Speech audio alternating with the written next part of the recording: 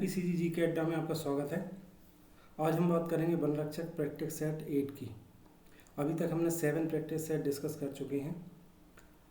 आज हम जो डिस्कस करेंगे इसमें टोटल 30 क्वेश्चंस होंगे। 28 क्वेश्चंस के आंसर मैं आपको यहाँ पे एक्सप्लेन करूँगा और लास्ट के 2 क्वेश्चन के आंसर आपको कमेंट बॉक्स में देना है।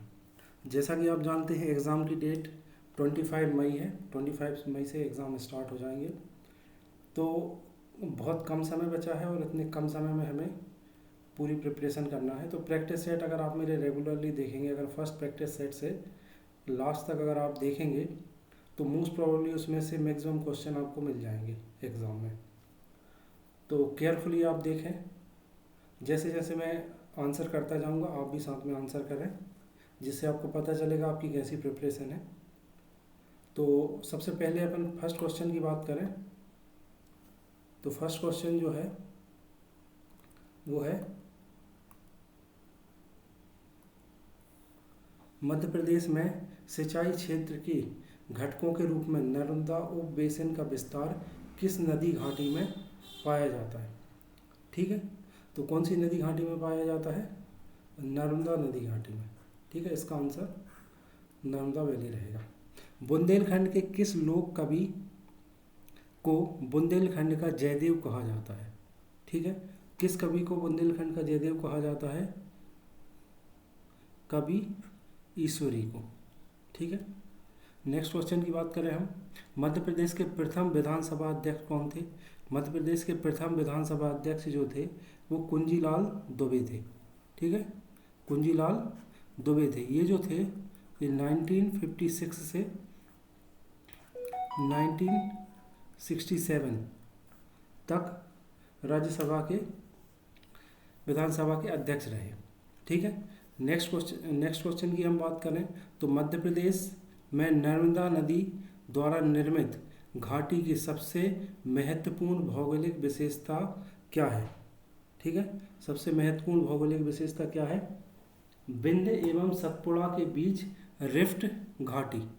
ठीक है, विंध्य और सतपुड़ा के बीच में रिफ्ट घाटी। ठीक है, इसको भ्रंश घाटी भी बोलते हैं।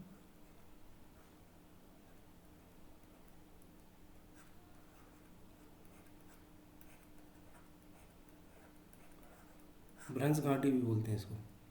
ठीक है, नेक्स्ट क्वेश्चन हम देखें, विंध्य पर्वतमाला के भंडेर समूह की चट्टानों के प्रमुख शैल किस प्रकार के होते हैं? ठीक है, तो ये जो होते हैं ये बलुआ पत्थर के होते हैं। मैकाल पर्वत का प्रमुख निर्माण किससे हुआ? मैकाल पर्वत का प्रमुख निर्माण ग्रेनाइट से हुआ। ठीक है, नेक्स्ट क्वेश्चन देखें, निम्न में से कौन सा युग्म चट्टानों से निर्मित पठारों से संबंधित है? चट्टानों से निर्मित पठारों से मतलब कौन कौन सी वो है रिलेटेड युग्म? तो ये है बलुआ और बेसाल्ट।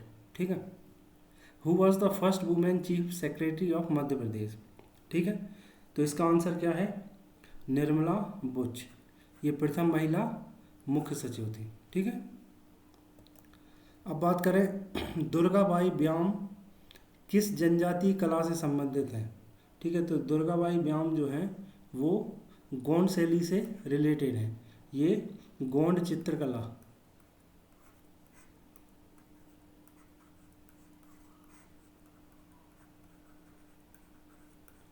गोंड चित्रकला से संबंधित है। इनको 2022 में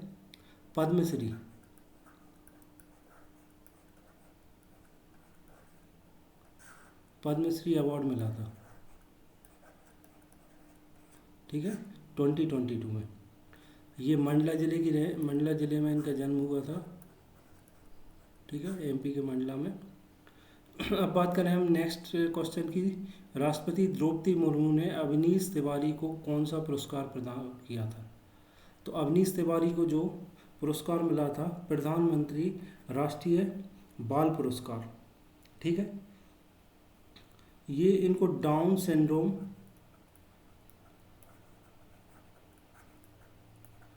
सिंड्रोम की बीमारी थी और इन्होंने माउंट एवरेस्ट पे चढ़ाई की थी। ठीक है, अब बात करें हम नेक्स्ट क्वेश्चन की, मध्य प्रदेश में कृषि जलवायु क्षेत्रों की कुल संख्या कितनी है। मध्य प्रदेश में कृषि जलवायु क्षेत्रों की संख्या जो है वो है 11। ठीक है, इसमें कौन कौन से हैं? छत्तीसगढ़ का मैदान,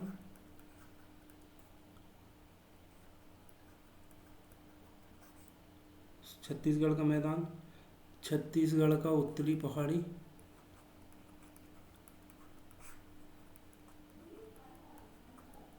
छत्तीसगढ़ का उत्तरी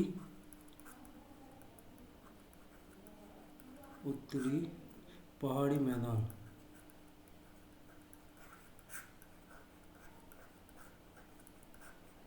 ठीक है फिर इसके बाद कैमूर पठार,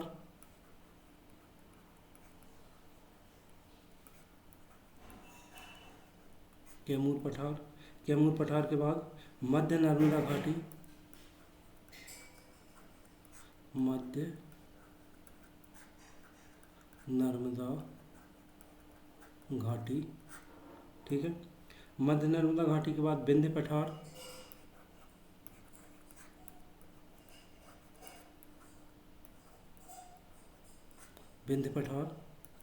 विंध्य पठार के बाद ग्रेड क्षेत्र,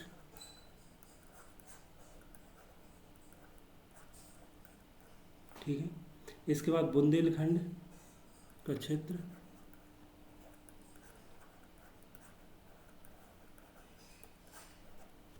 बुंदेलखंड क्षेत्र, बुंदेलखंड क्षेत्र के बाद सतपुड़ा पठार,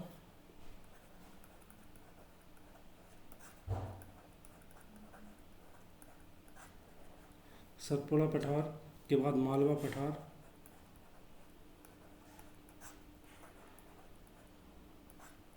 मालवा पठार, इसके बाद निमाड़ मैदान,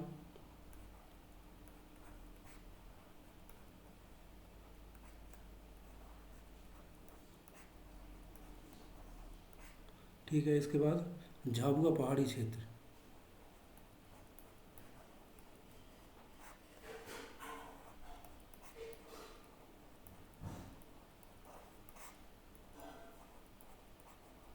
ठीक है, तो ये जो टोटल है 11 जलवायु क्षेत्र हैं।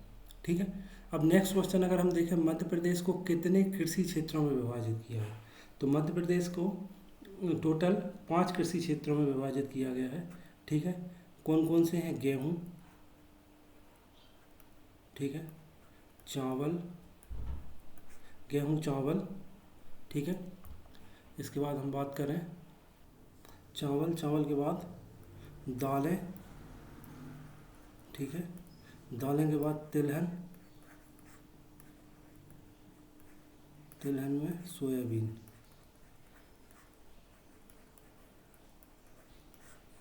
है ना, और लास्ट जो है वो है कपास। ठीक है, तो ये 5 कृषि प्रक्षेत्र में विभाजित किया गया है। और नेक्स्ट क्वेश्चन अपन देख रहे हैं, क्वेश्चन नंबर 13, मध्य प्रदेश का सबसे बड़ा अपवाह तंत्र कौन सा है? ठीक है, तो मध्य प्रदेश का सबसे बड़ा अपवाह तंत्र जो है वो गंगा यमुना है। ठीक है, नर्मदा बेसिन का कुल क्षेत्रफल कितना है?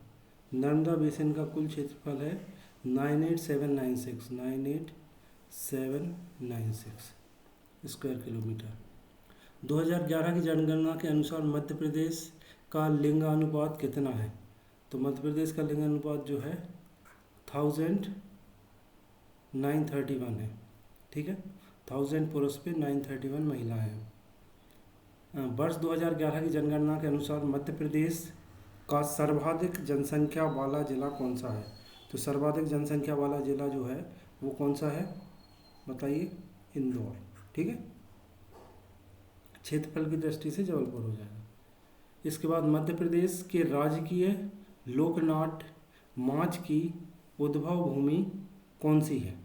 ठीक है, तो इसकी उद्भव भूमि कौन सी है? उज्जैन। मध्य प्रदेश के निमाड़ क्षेत्र का पारंपरिक लोकनाट्य कौन सा है?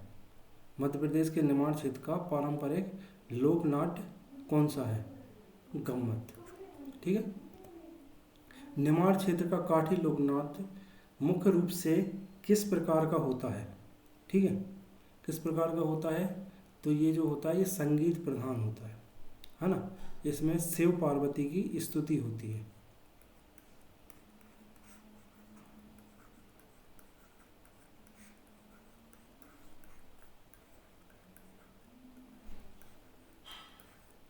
स्तुति या भक्ति, ठीक है। अब नेक्स्ट क्वेश्चन की बात करें, वैदिक साहित्य में मध्य प्रदेश का उल्लेख किस रूप में मिलता है, ठीक है। तो अवंती और चैदी जनपद के रूप में, ठीक है, अवंती और चैदी जनपद के रूप में। ब्रिटिश काल में दक्षिण बरार प्रांत का मुख्यालय वर्तमान मध्य प्रदेश के किस जिले में था, ठीक है।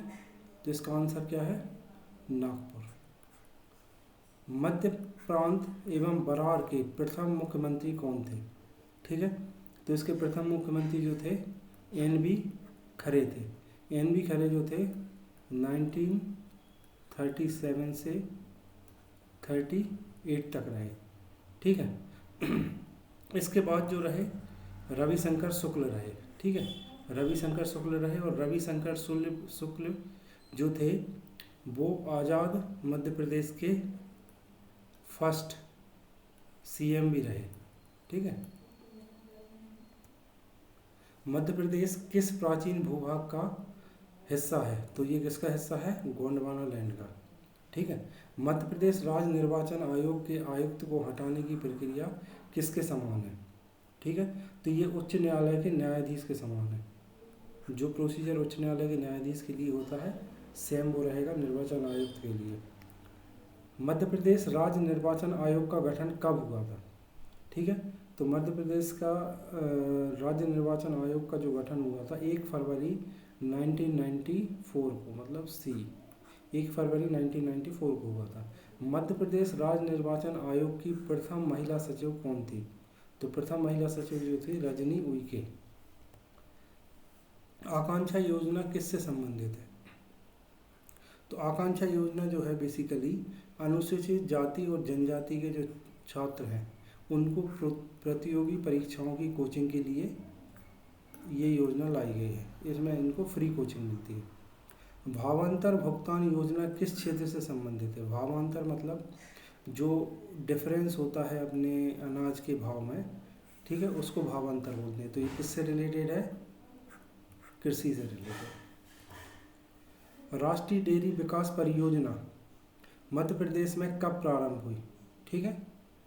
तो इसका आंसर, और लोअर गोंडवाना सेल समूह को किस नाम से जाना जाता है, ये 2 क्वेश्चन के आंसर आपको कमेंट बॉक्स में देना है, ठीक है। Thank you very much and best of luck for your exam. अच्छे से प्रिपेयर करें, डेली प्रैक्टिस करें, इम्पोर्टेंट क्वेश्चन को सॉल्व करें। जो सब्जेक्ट आपको टफ लगता है उसको प्रायोरिटी पे रखें and thank you very much.